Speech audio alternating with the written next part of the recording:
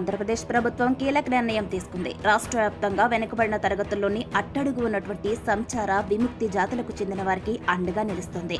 వారందరికీ కూడా జీవనోపాధిని కల్పించేందుకు గాను వారికి ఆర్థిక భరోసా కల్పించేందుకు సిద్ధమయ్యారు. ఈ మేరకు బీసీ సంక్షేమ శాఖ అధికారులు కార్యాచరణను రూపొందించారు. రాష్ట్ర వ్యాప్తంగా మొత్తం చూసుకున్నట్లయితే గనక 42 సంచార విముక్తి జాతుల వారు ఉన్నారని ప్రాథమికంగా అధికారులు గుర్తించడం జరిగింది. వీరిలో 36 జాతుల వారు బీసీఏ విభాగంలో ఉన్నారు.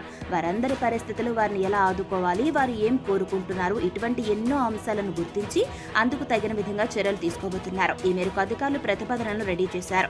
సంచార విముక్తి జాతులకు చెందిన వారికి ఉపాధి కల్పనతో పాటుగా వారి పిల్లల విద్యకు కూడా చేయూతను అందించేలా కసరత్తు ప్రణాళికలు సిద్ధం చేశారు. వీరికి 50% రాయితీతో రుణాలను ఇచ్చేలా ప్రతిపాదనలు ఉన్నాయి.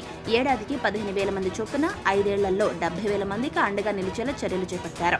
సంచార జాతులకు ప్రత్యేకంగా ఒక పథకాన్ని అమల్లోకి తీసుకురావడం ఇదే మొట్టమొదటిసారి అని అంటున్నారు.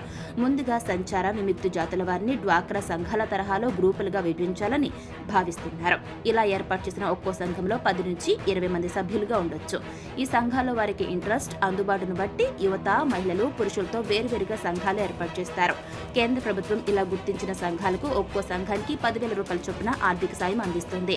దీనికి సంబంధించి ఇటీవలే కేంద్ర రాష్ట్ర ప్రభుత్వానికి లేఖ రాసింది. ఈ పథకాన్ని అనుసంధానం చేస్తూనే మరొక వైపు చూసుకుంటే రాష్ట్ర ప్రభుత్వం తరఫున మెరుగైనటువంటి ఉపాధిని కల్పించనుంది.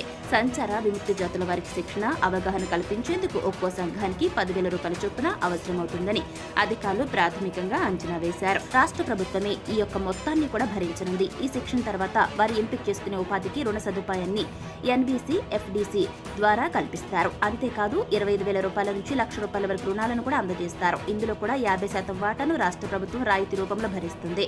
మిగతా మొత్తాన్ని కూడా లబ్ధిదారులు వారి యొక్క నెలవారీ వాయిదాల్లో ఈ రుణాన్ని చెల్లించేలా అవకాశం కల్పిస్తారు.